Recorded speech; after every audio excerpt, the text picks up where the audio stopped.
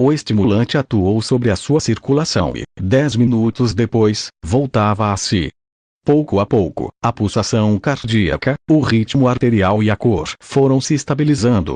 Segundo o eminente professor Seyle, grande estudioso da origem dos estados de tensão, os três, os seus estímulos ou causas principais, a que ele pôs o nome nosha, estão muito interligados.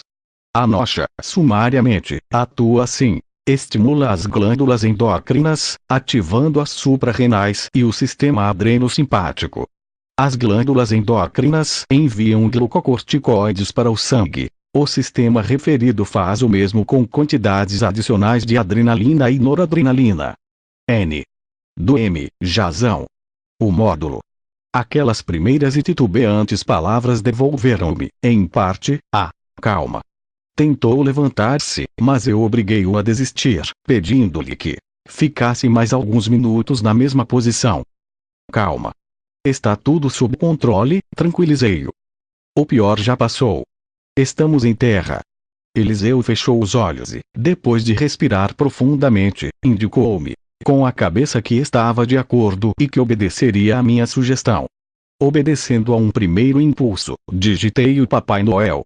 A memória do computador deu-me imediatamente uma informação completa sobre as plantas medicinais existentes na nave e que podiam aliviar o meu irmão. Éfedra.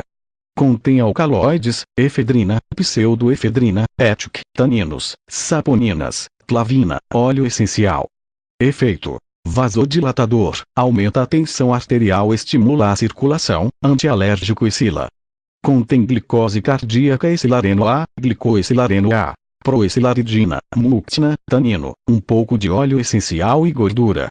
Efeito: diurético, estimula o músculo cardíaco, regula o ritmo cardíaco. Ginkgo. Contém óleo clavinoide alcanforado, canferol, quercetina, luteolina, compostos de catequina, resina, óleo essencial e gorduras. Efeito: aumenta o fluxo sanguíneo por vasodilatação. A lista começava a tornar-se interminável e optei, sem mais, pelo ginkgo, uma planta extraída da árvore com o mesmo nome e oriunda da China e do Japão.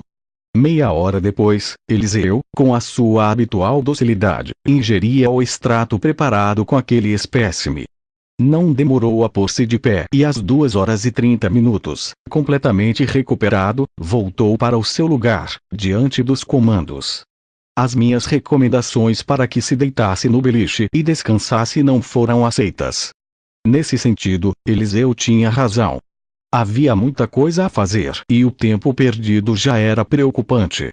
A minha presença no horto, que era propriedade de José de Arimateia, tinha sido marcada pelo cavalo de Troia para as 3h, aproximadamente.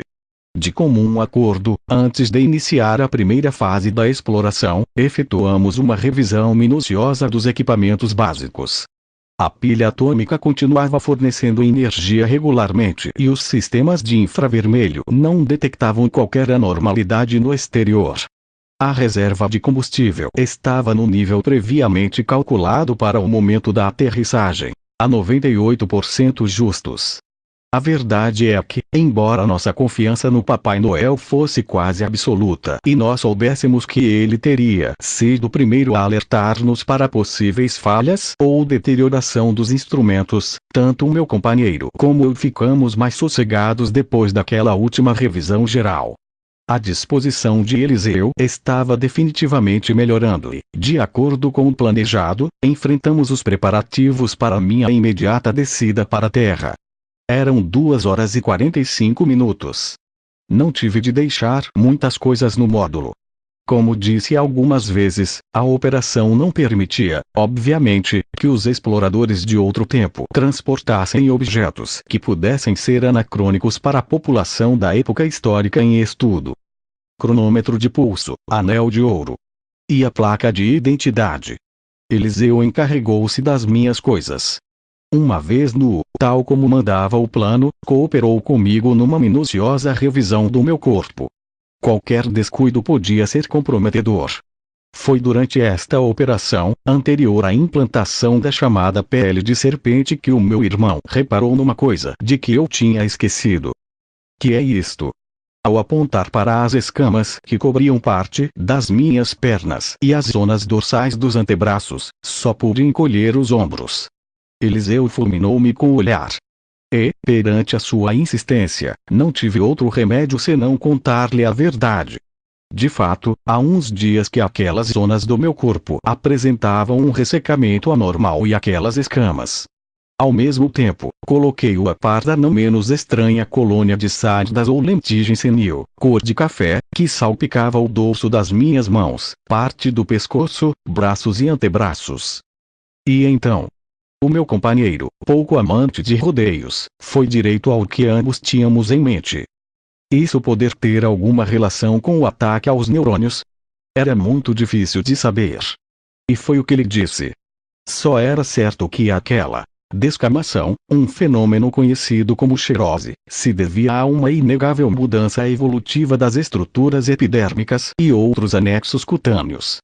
Um fenômeno muito bem estudado pela geriatria, ou especialidade que investiga os processos de envelhecimento, tanto nos seus aspectos biológicos e psicológicos como sociais. Havia, portanto, uma probabilidade de essas manifestações da minha pele terem tido uma origem muito mais profunda e grave: a alteração dos pigmentos do envelhecimento no seio dos neurônios. No entanto, numa tentativa de desanuviar o ambiente que nos envolvia, cada vez mais carregado, coloquei uma ênfase especial noutra possível causa daquelas sádidas escamas. Talvez estejamos indo demasiado longe. Também não podemos descartar a possibilidade de ser um efeito da pele de serpente sobre a epiderme, ou, até mesmo, na derme. Este ressecamento, em última análise, acrescentei com muito pouco poder de convicção, está diretamente relacionado com a diminuição da produção de gordura. E você deve saber que isso acontece às vezes devido ao uso de sabões não gordurosos ou pelo roçar da roupa de lã e de linho. Quando voltarmos falaremos disso com Curtis. Eliseu esboçou um semi-sorriso cético. A pele de serpente fora tremendamente testada e nunca dera origem a problemas como aquele. Creio ter falado desta segunda pele, de grande utilidade nas minhas correrias. Por meio de uma abertura tubular de aspersão, o corpo era pulverizado com uma substância que formava uma fina película. O elemento básico era um composto de silício em dissolução coloidal num produto volátil. Ao ser borrifado sobre a pele, este líquido evapora rapidamente o diluente e cobre-a com uma delgada camada porosa de caráter eletrostático. Esta epiderme artificial e milimétrica protegia o explorador de possíveis ataques bacteriológicos e mecânicos, suportando, por exemplo, impactos equivalentes ao disparo de uma bala calibre 22 americano, a uma distância de 20 pés. Este eficaz fotoprotetor permitia, além disso, o processo normal de transpiração. Do M e o meu companheiro inteligentemente mudou de conversa, deixando de lado o incidente. Isso, pelo menos, foi o que eu pensei naquele momento. Sem qualquer outra interrupção, submeti-me à pulverização, vestindo a valiosa e necessária armadura. Tal como da primeira exploração, escolhi também uma pele de serpente totalmente transparente, que evitasse perguntas ou situações comprometedoras. Ao contrário da primeira aterrissagem, e tendo em conta a maior duração da missão atual e o virtual aumento dos riscos, a pulverização não se limitou às zonas críticas: tronco, ventre, órgãos genitais e pescoço. Por desejo expresso dos diretores do projeto, a pele de serpente cobriu também a totalidade dos meus membros superiores e inferiores, excluindo, unicamente, os pés e a cabeça. Por estritas razões de continuidade, as minhas vestes não foram alteradas. Para as pessoas com as quais me relacionara desde quinta-feira, 30 de março, até a madrugada de domingo, 9 de abril do ano 30, tudo, incluindo a roupa, devia continuar a ser o mesmo. A verdade é que para elas, do ponto de vista puramente cronológico, apenas tinha passado algumas horas desde que me tinham visto pela última vez. Os céus quiseram que, ao ajustar a minha tanga, o meu irmão desatasse a rir.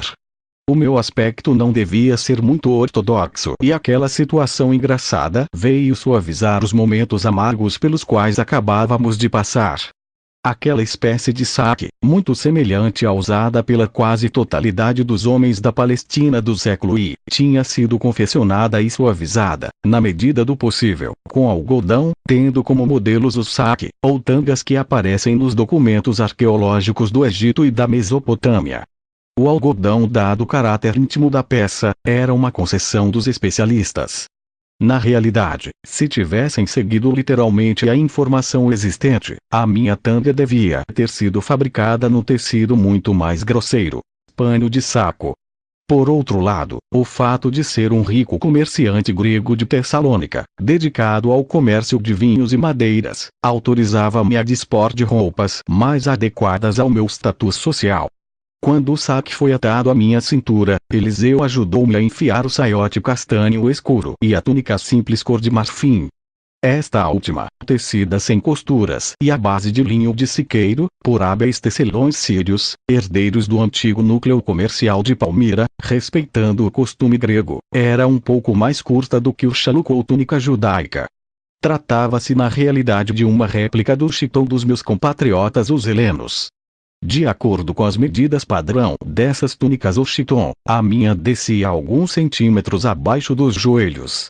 Embora o cinto ou o cordão pudesse ter sido de melhor qualidade, de acordo com a minha categoria e posição social, o cavalo de Troia considerou que não convinha despertar a atenção das pessoas, nem tentar a inveja alheia com uma peça de ouro ou de prata. Para o seu entrançado foram suficientes umas modestas cordas egípcias. O manto ou chalames, ao qual nunca consegui habituar-me, dava mais nas vistas do que o usado normalmente pelos judeus. O talhe, igualmente tecido à mão, com lã dos montes da Judéia, apresentava uma cor azul celeste, discreta mas aveludada, fruto do gasto utilizado na tintura.